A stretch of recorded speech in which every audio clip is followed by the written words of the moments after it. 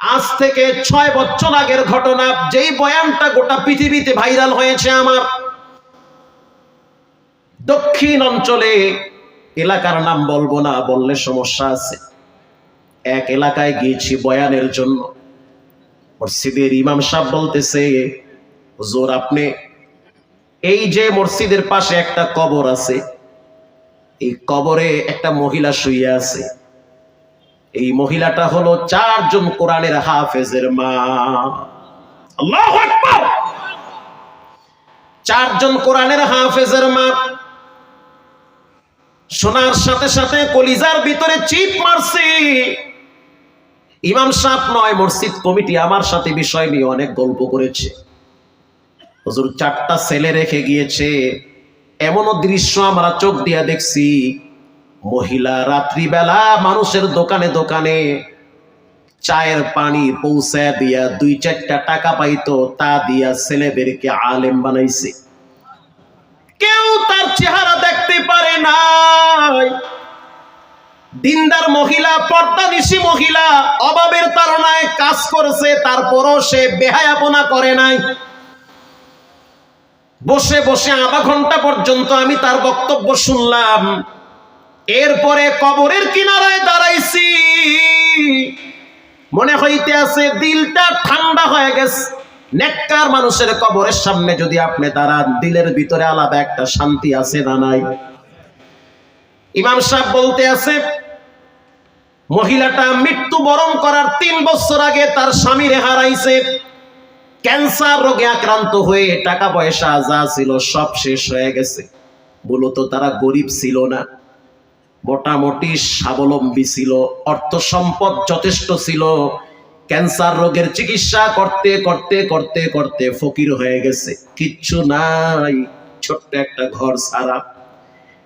ইন্তেকালের আগে আগে স্ত্রীর হাত ধরে চোখের পানি ছেড়ে বলেছে, বিবি আমার, ক্যান্সার হইলে যে কি পরিমাণ কষ্ট হয় এটা তো আমি হারে হারে টের পাইছি।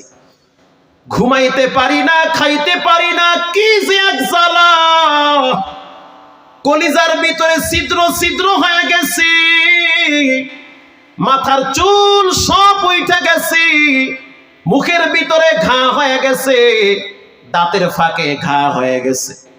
এরকম ক্যান্সার রোগী বাংলাদেশে অভাব নাই, লক্ষ লক্ষ আছে। যার উপরে বিপদ সেই বুঝে রাত দিন কত কষ্টে কাটে, ঠিক না ব্যাঠি?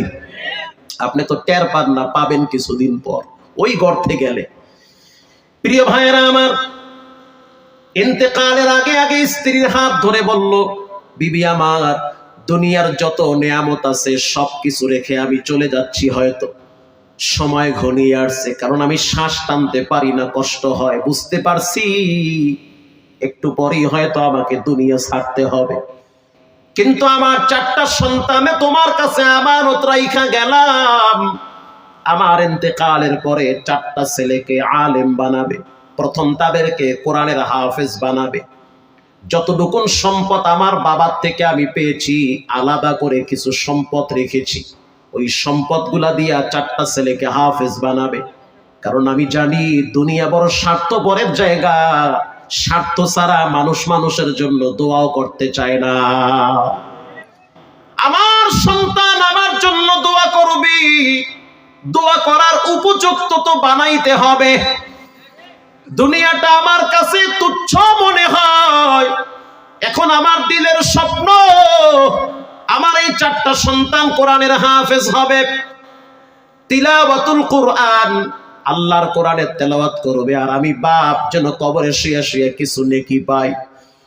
বাবার মৃত্যু হয়ে গেল, বাবায় কবরে চলে গেছে।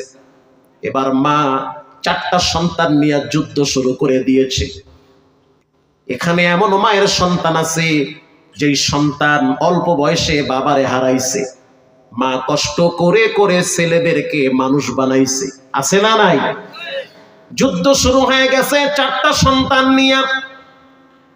4 সন্তান 4টাকেই ভর্তি করলো মাদ্রাসায়, সবগুলা পিডাপিডি বয়স। ভর্তি যখন করলো, 4টা সন্তান লেখাপড়া করতেছে চট্টগ্রামে একই মাদ্রাসায়। লম্বা ইতিহাস, 4 সন্তান ওভাবেই তাদের জীবন কাটাইতেছে।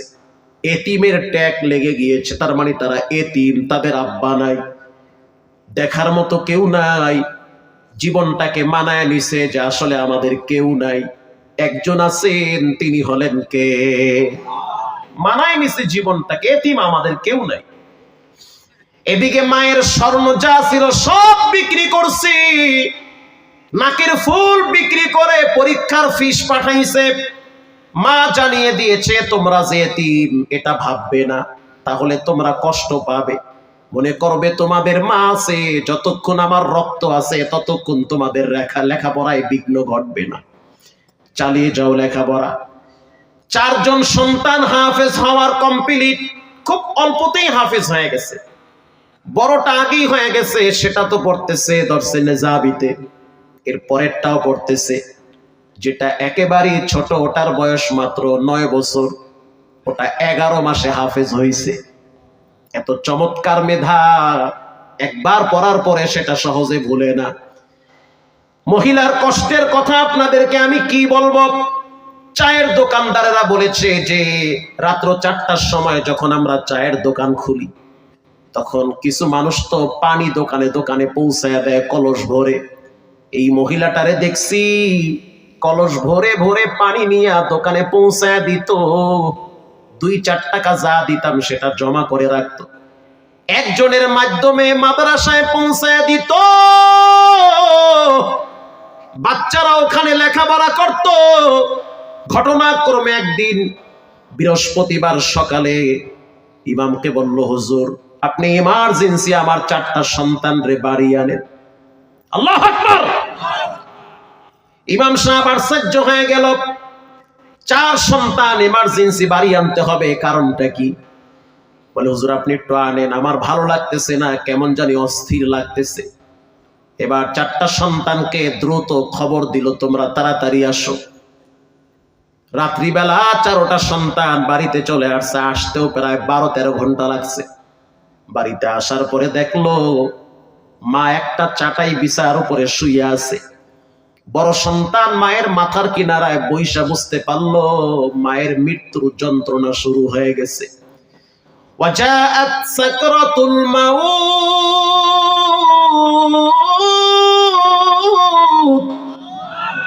মৃত্যুর যন্ত্রণা কঠিন। কুল্লু নাফসিন যায়িকাতুল মাউত সুম্মা ইলাইনা তুরজাউন। মৃত্যুর সময় তো নবীজিও ঘামাইছে। আল্লাহু আকবার। সব নবীদেরকে মৃত্যুর সময় মৃত্যুর স্বাদ গ্রহণ আল্লাহ করাইছে। একটা পোকা মারা গেল তো মৃত্যুর আগে আগে জিহ্বা বের হয়ে যায়। একটা বিড়ালকে আঘাত করলে বিড়ালের পায়খানা শুরু হয়ে যায়। সাবধান, মৃত্যুর যন্ত্রণার থেকে বাঁচতে গেলে বেশি বেশি কোরআনের সাথে সম্পর্ক রাখতে হবে। এবার মায়ের অবস্থা বড় করুন। বড় সন্তান মাকে প্রশ্ন করলো, মা ইউবুকি কায়া উম্মি, কি হয়েছে আপনার, কেন কাঁদেন? ও আমার আম্মা জান, আপনার চোখের পানি পড়তেছে, শ্বাস টানতে কষ্ট হয়, কি হয়েছে, প্রেসার কি হাই? ডাক্তার নিয়ে আসি। মা বলতে আছে, বাজান প্রেসার হাই হয় না, আমার কলিজার ভিতরে কে যেন পাহাড় দিয়া চাপা দিয়া রাখছে। তার মানে সন্তান বুঝতে পারছে মায়ের যাওয়ার টাইম হয়ে গেছে। এবার মা মৃত্যুর আগে অঙ্গে ওসিয়ত করতেছে 4টা সন্তানকে। প্রথম ওসিয়ত, কোনোদিন কবিরা গুনাহ করবা না। দ্বিতীয় ওসিয়ত, জীবনে কোনোদিন হুঁশ থাকা অবস্থায় নামাজ ছাড়বা না। তৃতীয় ওসিয়ত, খবরদার জীবনে কোনোদিন মানুষের পারলে উপকার করবা, ক্ষতি করবা না। 4 নম্বরের ওসিয়ত, যদি মনটা চায় যেই মায়ের পেটে ছিলাম তার জন্য একটু দোয়া করবা, তো নীরবে আমার জন্য একটু দোয়া কইরো, আরশের মালিক যেন আমাকে মাফ করে দেয়। এ কথা বলার পরে যেই ছেলেটা একেবারেই ছোট, ও ছিল পায়ের কিনারায়, মা এবার ছোট ছেলেটাকে ডাক দিয়েছে, কাছে আনলো।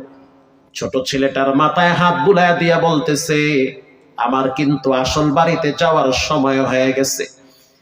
ছোট ছেলেটা চোখের পানি ছেড়ে কান্দে আর কয়, আল্লাহ আমার হায়াতটা আমার মাকে দিয়া তুমি আরো কিছুদিন মাকে বাঁচাও।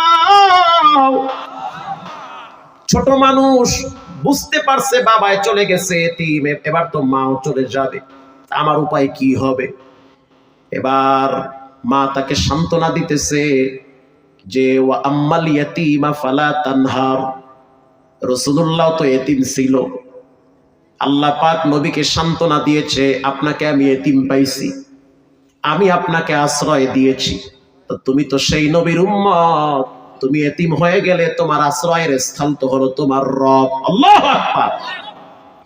এবার মা বলতে আছে, ও সন্তান একটু ফাঁক করো, মিলেমিশে চলবা। আগের যুগে তো আমরা অসংখ্যবার চোখ দিয়া দেখছি মৃত্যুর আগে আগে একটু সময় পায়, নসিহত করে। এরকম একটা সময় দেখছেন না আপনারা? একটু নসিহত করে, যাওয়ার সময় হয়ে গেছে, ঝগড়া করবা না, মারামারি করবা না, আমি যেই রাস্তায় যাইতেছি তোমরাও কিন্তু এরপরে আসবা। সিরিয়াল কিন্তু একের পর এক চলে আসতেছে।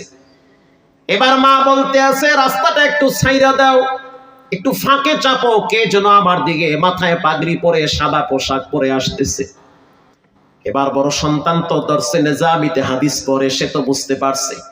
আল্লাহ রাব্বুল আলামিন কোরআনে বলছেন, তাতানাজ্জালু আলাইহিমুল মালাইকাতু আল্লা তাখাফু ওয়া লা তাহজানু ওয়া আবশিরু বিল জান্নাহ।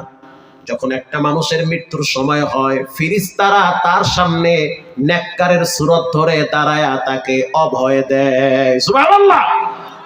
কোনো ভয় নাই, টেনশন নাই, কোনো টেনশন নাই। উদখুলুহা বিসালাম, চলে যাও দরজা দিয়ে আল্লাহর জান্নাতে। সুবহানাল্লাহ বলেন।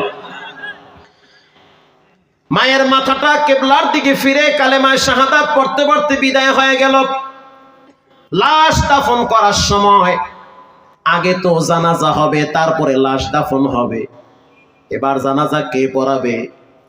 এলাকার উলামায়ে কেরাম অনেক দাঁড়িয়ে আছে। সন্তানরা বলল, পাশের মাদ্রাসায় বড় একজন মুহাদ্দিস যিনি হাদিস পড়ায় তিনি আমার মায়ের জানাজা পড়াবে। কিন্তু মুহাদ্দিস সাহেব বলল, তোমার তো মা, জানাজা তুমি পড়াও, কারণ তোমার সাথে তোমার মায়ের রক্তের টান আছে। আল্লাহু আকবার। তোমার মায়ের জানাজা তুমি পড়াও। এবার বড় সন্তান সামনে চলে গেল। জানাজায় প্রথম তাকবীর দেওয়ার পরে সন্তানটা আর কোনো আওয়াজ করে না। আওয়াজ না করার কারণে কিছুক্ষণ পরে সন্তানটা পড়ে গেল মাটিতে। সবাই জানাজা ছেড়ে দিয়া সন্তানটারে ধইরা মাথায় পানি পুনি দিয়া দাঁড় করাইছে। কি হইছে? বলে, আমি পারবো না, কারণ যখন আমি জানাজার প্রথম তাকবীর দিছি মায়ের সেই স্মৃতিগুলো আবার চোখের সামনে ভাসতেছে। আমি আমার মাকে দেখছি কলস ভরে ভরে দোকানে পানি পৌঁছাইতে গিয়া কলসের চিহ্ন মায়ের হাতে পড়ে আছে, দাগগুলো মায়ের হাতের উপরে পড়ে আছে। ওই দৃশ্যগুলো আবার চোখে ভাসতেছে, আমার কলিজা ফেটে যায়। দ্বিতীয় সন্তানকে বলা হইল, জানাজা তুমি পড়াও বাবা। জানাজা পড়াইলো, লাশ চারজনে মিলে কবরে রাখলো, দাফন হয়ে গেল। যার মা মারা যায় তার তো দুনিয়া অন্ধকার, তার তো কোনো কিছুই ভালো লাগে না। কোনো পাপ দূরের কথা, একটা বেহুদা জিনিস তার কাছে ভালো লাগে না। অন্তত পক্ষে কয়েকটা দিন তার মানসিক অবস্থা খুব ভয়াবহ থাকে। ইমাম সাহেব বলতে আছে, লাশ কবরে রাখার পর আমি দেখলাম 3টা-4টা সন্তান ফজরের নামাজের আগেই মসজিদের কোনায় দাঁড়িয়ে গেছে, নামাজের ভিতরে সূরা ইয়াসিন তেলাওয়াত করে। তো 3জনকে দেখলাম, আর একজনকে দেখি না। 3জনে নামাজ শেষ করে বসে আছে, ওরা ইস্তেগফার পড়ে। রাসূল বলেন, কোন সন্তান যদি মায়ের জন্য দুরূদ শরীফ পড়ে, ইস্তেগফার পড়ে, মুহূর্তের ভিতরে আল্লাহ পাক তার মায়ের আমলনামায় নেকি পৌঁছায় দেয়। আলেম মানুষ, ওরা তো কোরআন হাদিস বুঝে, সিস্টেম বুঝে, কিভাবে দোয়া করা লাগবে। ইমাম সাহেব বলল, কি ব্যাপার, তোমাদের আরেকটা ভাই কোথায়? বড় ভাই এবার চলে গেল মসজিদের পিছনে, টর্চ লাইট মেরে কোথাও দেখতে পায় না। খুঁজতে খুঁজতে গিয়া দেখলো মায়ের কবরের কিনারায় বাচ্চাটা বসে বসে কান্দে। এবার বড় ভাই বলতে আছে, কেন কাঁদো? বলে, আল্লাহ কোরআনে বলছেন, কেউ যদি বেঈমান হয়ে কবরে যায় তার কবরে শাস্তি হয়, যাররা পরিমাণ গুনাহ নিয়ে কবরে গেলে শাস্তি হয়। তা আমার ভয় লাগতেছে, মা যদি যাররা পরিমাণ গুনাহ নিয়ে কবরে যায়, এই শাস্তিও তো আল্লাহ দিবে। অতএব আমি কবরের পাশে বলি, আল্লাহ শাস্তি দিও না মাকে, মায়ের পাপগুলো আমার আমলনামায় দাও, আমার নেকিগুলো মায়ের আমলনামায় পৌঁছায়া দাও। প্রিয় ভাইয়েরা আমার, এ কথা বলার উদ্দেশ্য একটাই, আমার চোখ দিয়ে আমি অসংখ্যবার দেখছি। যদি আপনার বিশ্বাস না হয়, একটা জুমা আপনি ঢাকায় আমার মসজিদে পড়েন, মুগদা মেডিকেল থেকে আপনি দেখবেন, পাশে মুগদা মেডিকেল, পাশে মুগদা গোরস্থান, এমন এমন ধনী ফ্যামিলির মা বাবা মারা যায়, ছেলে মেয়েরা উজুটাও পর্যন্ত করতে পারে না। অথচ মুসলমান সন্তান বাবার লাশ কবরে রাখা ঠিক মতো নামাজটাও পারে না। বাবার লাশ রাখার পরে বাড়ি গাড়ি ফ্ল্যাটের হিসাব করে, বাবায় কবরে ঘুমায়, কবরের পাশ দিয়া বিড়ি টানতে টানতে বাড়িতে যায়। এজন্য অনুরোধ করে বলি, ছেলে মেয়েদেরকে দিনদার বানান। স্কুলে পড়ান, অসুবিধা নাই, কলেজে পড়ান, অবশ্যই পড়াবেন। ডাক্তার বানান, ডক্টর বানান, প্রফেসর বানান, অসুবিধা নাই। কোরআনের ন্যূনতম জ্ঞান ছেলে মেয়েদেরকে দেওয়া লাগবে। যদি না দেন, এক সময় কিন্তু আপনিই পছলাবেন।